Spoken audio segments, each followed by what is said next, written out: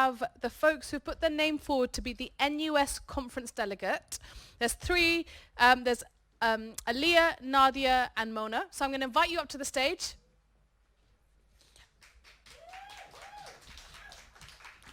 I love that. Do you want to either side? Perfect. Nadia is unable to make it.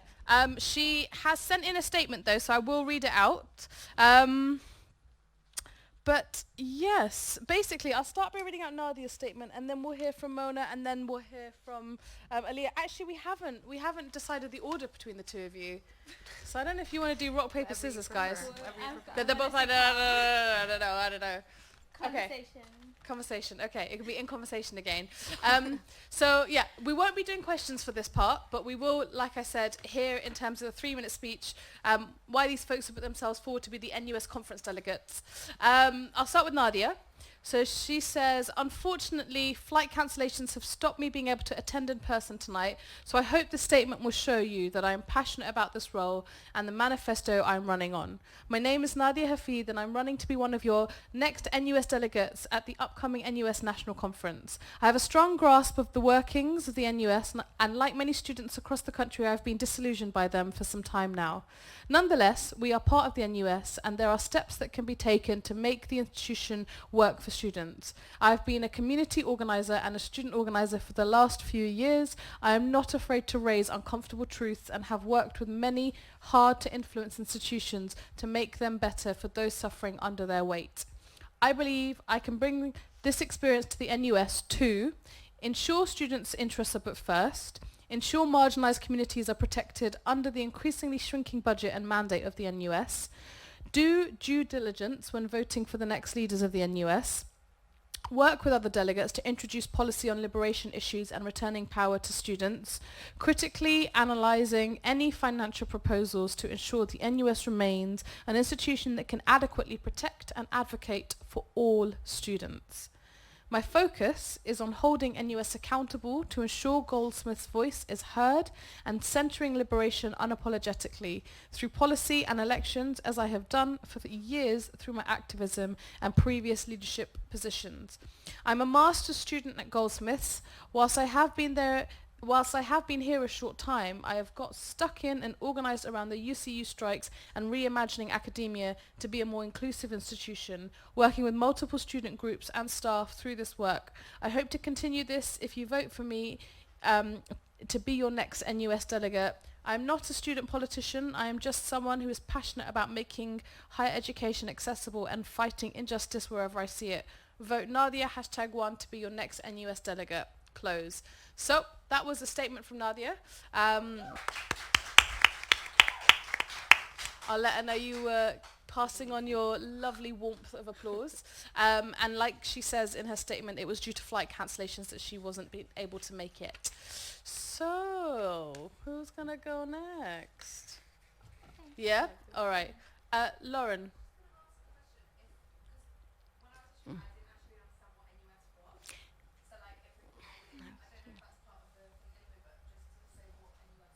I feel like that will hopefully get brought out in the speeches. Yeah? Brilliant. Hey everyone, my name's Alia and I'm currently a second year student, but I've been through 2 or 3 different departments now. So when I started off, I came to study fine art, didn't have the same experience that I envisioned in my head for an art school.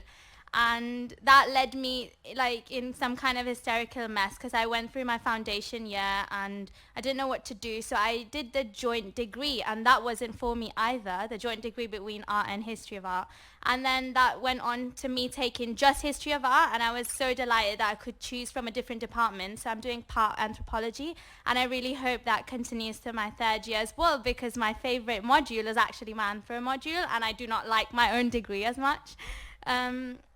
And the reason why I'm standing for NUS delegate is because I want to be able to, and I want to actually represent all of you on a national level. So what is the NUS? Like Lauren just said, it's the National Union for Students, and it currently holds almost around 600 student unions all across the UK, which means it is also quite hard for motions to be passed sometimes.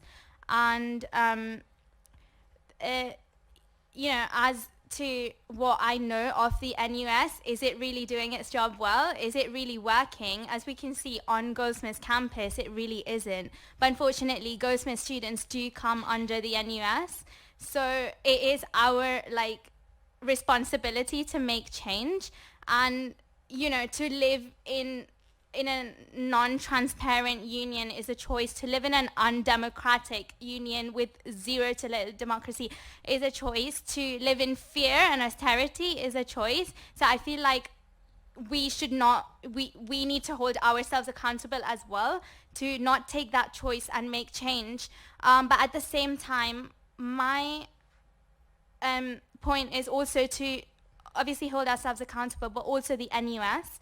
So in my manifesto, I've highlighted 3 ways in which I can maybe hold them accountable. Is first and foremost liberation, democracy, and transparency. So liberation is my top and prior foremost, because there's this wave of we want to decolonize the university space and education, but actually decolonization goes so much more beyond just a textbook and education in that sense. It goes with, Gara's removal of plaques. You've said that you're going to provide 20k for Black History Month. That hasn't even been done yet, because I'm society's officer now and I really wanted to put up something for Black History Month, but we still haven't gotten that funding or whatever. It goes so much more beyond that. Goldsmiths has a huge textile collection that I know because I used to be an art student, but actually where have all those textiles come from? The, colonization, between India and the UK. So, dismantling all of that is obviously how we need to look at things as well. So liberation, also basically fighting prevent the policy that monitor surveillance on campus mainly. Ethical funding. So our mental health services might not be up to the mark, but they will still not be up to the mark if we don't have people who will work for students from different ethnicities. So, having BME staff within the mental health spaces as well. And obviously democracy and transparency, because we know that the NUS currently is also under deficit, and to basically hope and make them accountable in order to ask them to be more transparent about funding. And we can do this through, there's 3 ways that we can do this. There's voting over policy, there's voting over the motions that we will propose as Goldsmith students, and then the third one is voting on reports that the NUS makes as well. So voting on policy will be the policies that us as a union as well as other unions propose. So to vote fairly and keeping only Goldsmith students in mind. And then the second would be voting on who gets elected. So a lot of people are standing for NUS president, vice president, NUS trustees. So to ensure that we only hold the best people, hold the best people based on the kind of work that they're doing. Time. And the last one on the reports, I just want to say that I hope you can consider reading my manifesto, and as well as what I've said today, and really, really think about what you want as a student, and really think about what I'm speaking through my experience. So please consider voting for me as well. Thank you.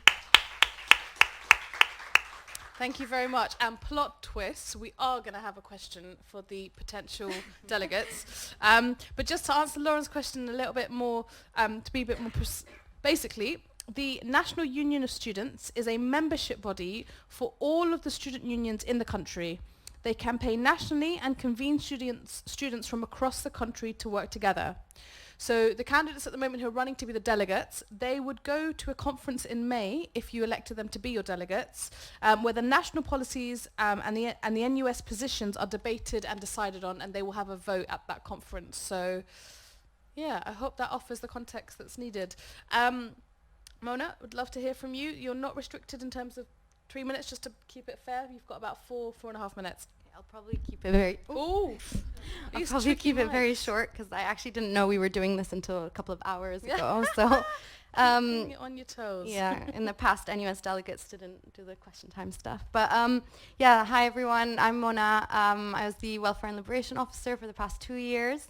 And yeah, I'm running to be NUS delegate. Just to also clarify, 2 people will get elected to go to conference, so not 1 person. And yeah, I know Alia and Nadia, and they're amazing, so I wish we could all go.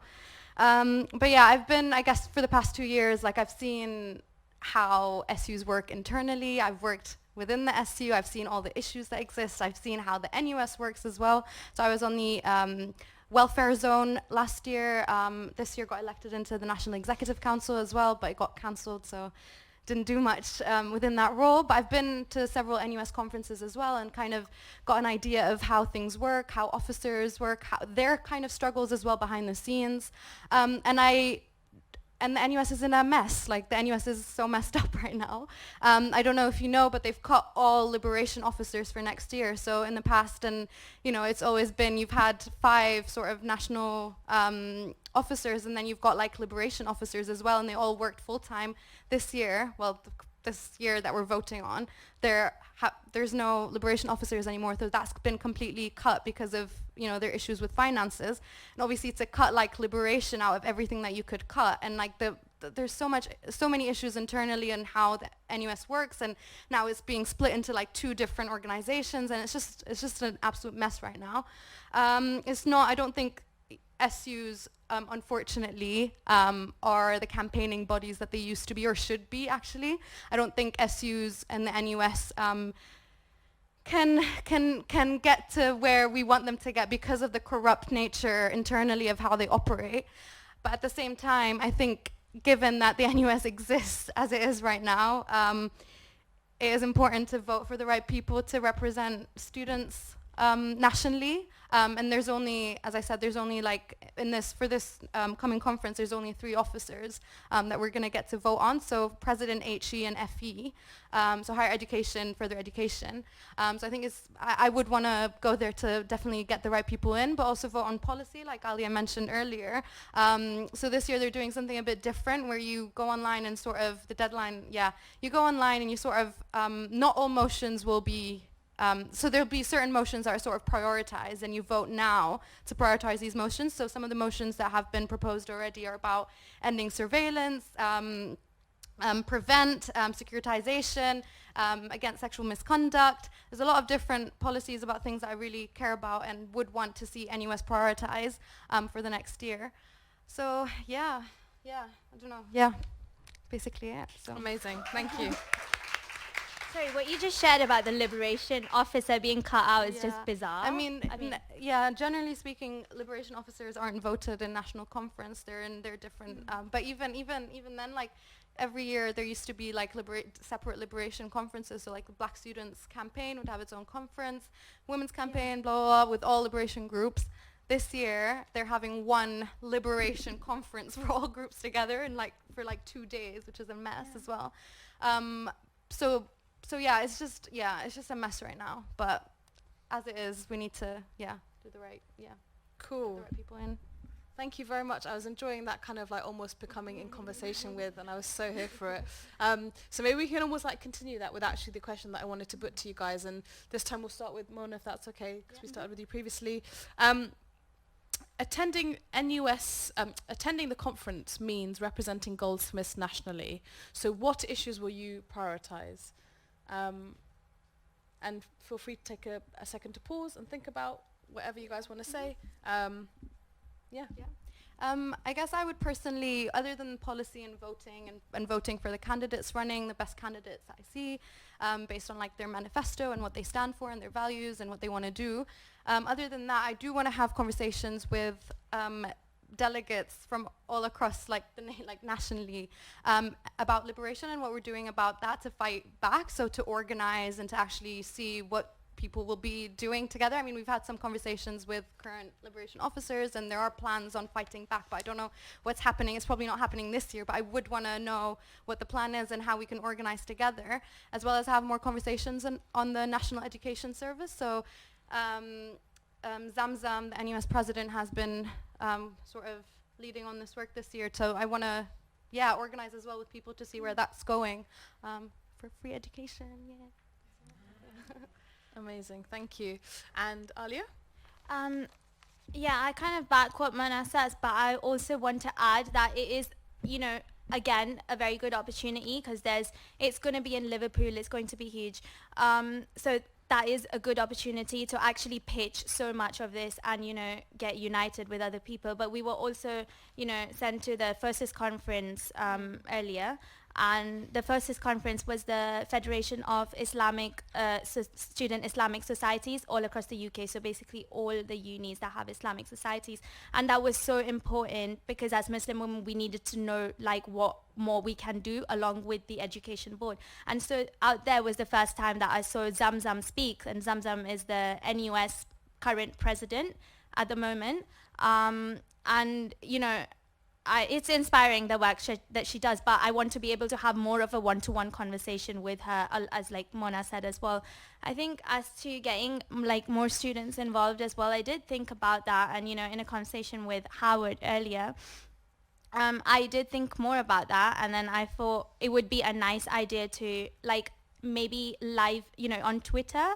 So maybe for us to actually keep sending maybe updates back on our Twitter for students to read as to what is going on in the conference, so they're not kept in the dark and the process is like completely democratic by our side as well. But then also the two delegates will be back in the, you know, Goldsmiths SU president as well. So, you know, I'm assuming obviously with Joe. So I guess we'd be working collectively as a team, and it's not more about like what one person wants, it's more about what everyone thinks. Right. Amazing. A round of applause for both of these wonderful, wonderful, wonderful candidates. Can I just say, you know, running for elections is pretty tough, and especially when you're pitted against people, especially when you respect and admire the people that you're campaigning against. And I think what I've witnessed has made me feel really like humbled and warm inside of just like actually both of you just like referencing each other in terms of the different ideas that you're bringing out, and like it takes that kind of like difficult competitive edge off because you're uplifting each other's ideas whilst also claiming them in your own right. And I think that's a really supportive and empowering way to carry yourself, and I think that actually that's been a theme throughout the entire night, and I think that that's emanated from the audience, this kind of very like genuine supportiveness to the candidates and between the candidates. I just have to say it's been a real pleasure to host tonight. It's been a really wonderful atmosphere, and the candidates have made it so, as has the audience. So just thank you to everyone, I think, and one more round of applause, I think, just to like say thank you to these two candidates in particular.